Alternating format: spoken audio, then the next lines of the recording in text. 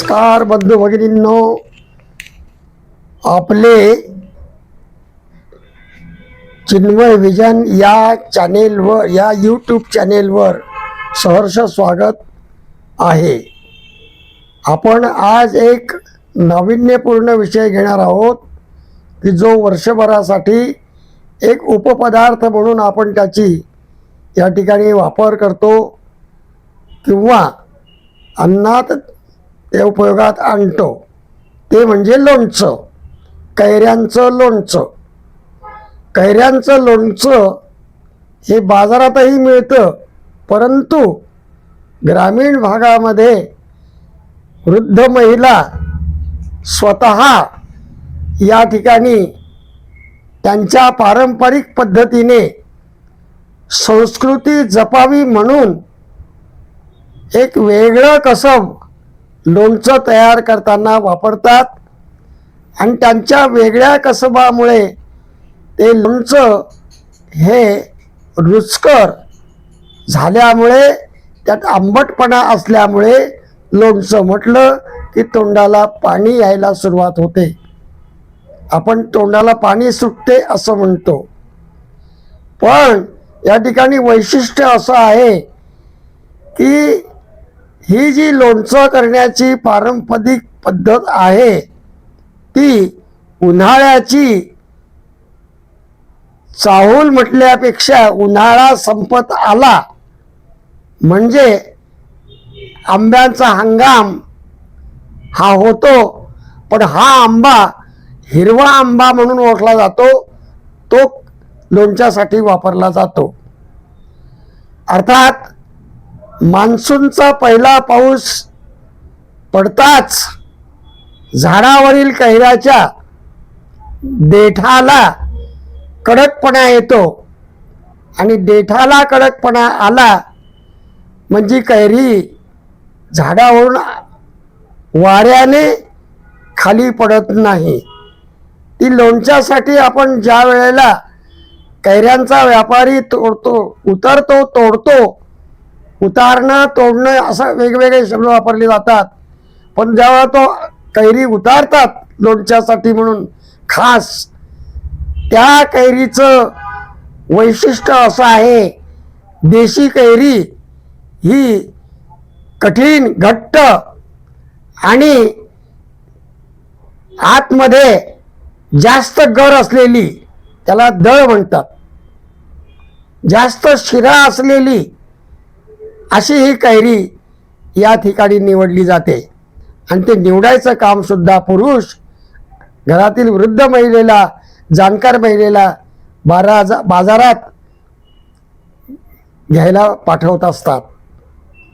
आठवडे बाजारामध्ये या वेळेला या कैऱ्या उपलब्ध होतात। जर काही ग्रामीण भागामध्ये छोट्या मोठ्या खेड्यांमध्ये आठवडी बाजार नसेल तर व्यापारी त्यांच्या गावामध्ये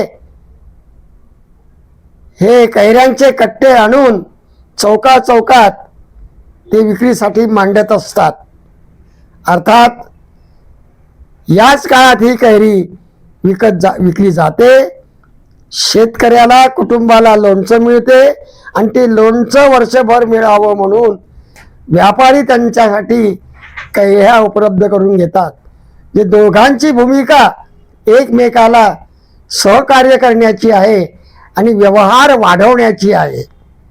लक्षात घ्या मित्रांनो, ज्या वेळेला कैरी बाजारातून घरी आणतात त्यावेळेला ती कदाचित पाऊस त्या दिवशी किंवा त्या काळात झाला नसेल तर तिच्यामध्ये गरमपणा असतो, तर ती थंड कैरी झाली पाहिजे म्हणून ती कैरी मोठमोठ्या भांड्यांमध्ये भिजवतात।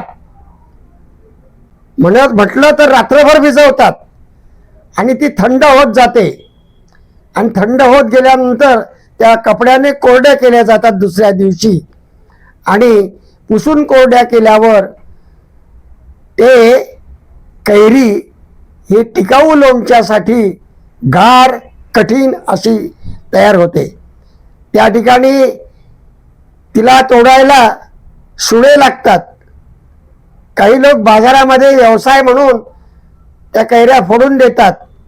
पूर्वी त्याचा भाव किलोला 5 असायचा, आता 10 झाला असेल.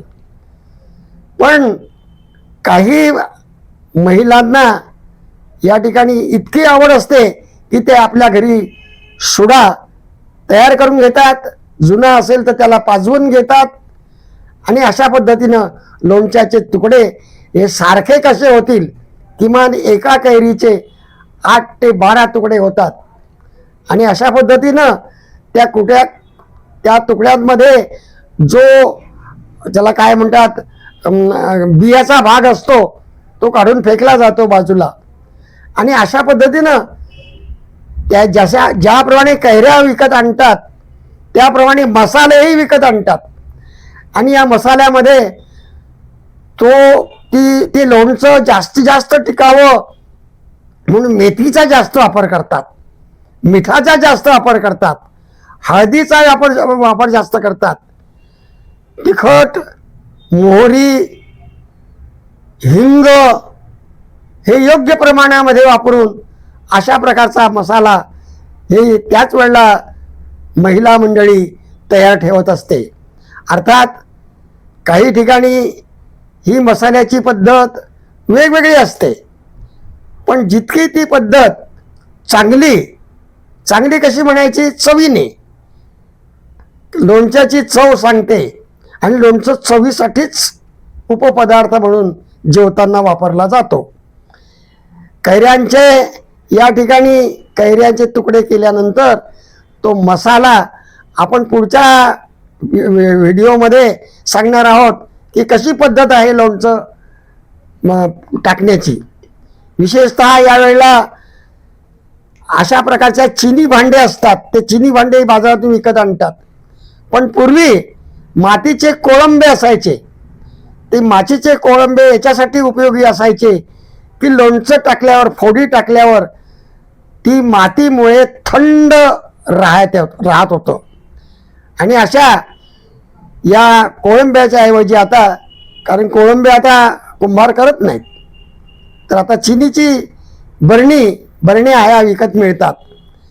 अर्थात कैऱ्या, तुकडे, मसाला हे मुरल्यानंतर त्या ठिकाणी त्याच्यामध्ये एक टिकाऊपणा, खमंगपणा, रुची अशा प्रकारचे गुण हे निर्माण होतात.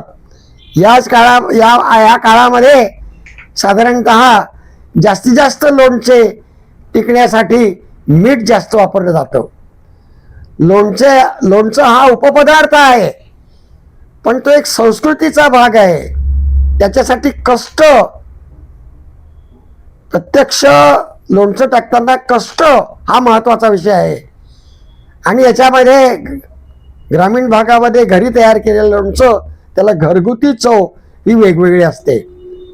या ठिकाणी आजच्या आधुनिक काळामध्ये बाजारामध्ये लोणचं मिळत असलं तरी घरच्या लोणच्याला जास्त पसंती असते. त्याच्यामध्ये जास्त चव असते, विशिष्ट सुगंध असतो. काही लोक त्याच्यामध्ये हिंग टाकतात, हिंगामुळे सुद्धा ते लोणचं टिकतं. वास जरूर येते, थोडं हिंगाचं प्रमाण जास्त जरी झालं तरी, वास आला तरी हरकत नाही, पण ते लोणचं पुढे जास्त चविष्ट होते आणि टिकते. मित्रांनो, भगिनींनो, तुम्ही घरच्या घरी लोणचं तयार करा, बाजारातलं आणा असं नाही. ती तत्कालिक पद्धत आहे, गडबडीची पद्धत आहे किंवा आयत्या वेळेवरची पद्धत आहे बाजारातलं लोणचं. पण ही लोणचं जे घरचं आहे हे जास्तीत जास्त या ठिकाणी करा. पण आपण जे वेगवेगळ्या पद्धती वापरणार असाल किंवा वापरत असाल, वेगवेगळे मसाले वापरत असाल, तर त्या ठिकाणी आपली कमेंट नक्की कळवा, नक्की लिहा, सांगा. आणि तुमची पद्धत कोणती आहे याच्यामुळे या लोणच्याच्या पद्धतीमध्ये तुमच्या ज्ञानाची भर होऊन चॅनेलला आणखी मदत मिळेल आणि चॅनेलचे कस्टमर किंवा हे वाढतील. आणि व्हिडिओ आवडला असेल तर मित्रांनो, आईसाहेब घरातल्या माणसांना सांगा की लोणचं चांगलं तयार झालं आहे, याने चांगली माहिती दिली आहे, लाईक करा, शेअर करा आणि चिन्मय विजन चॅनलला सबस्क्राईब करा विसरू नका. धन्यवाद. आपण परत भेटूया. लोणचं कसा मसाला भाजायचा आणि कसं लोणचं चांगलं टिकेल असं विधी करायचा किंवा पद्धत करायची हे आपण पुढे पाहूया. तोपर्यंत नमस्कार.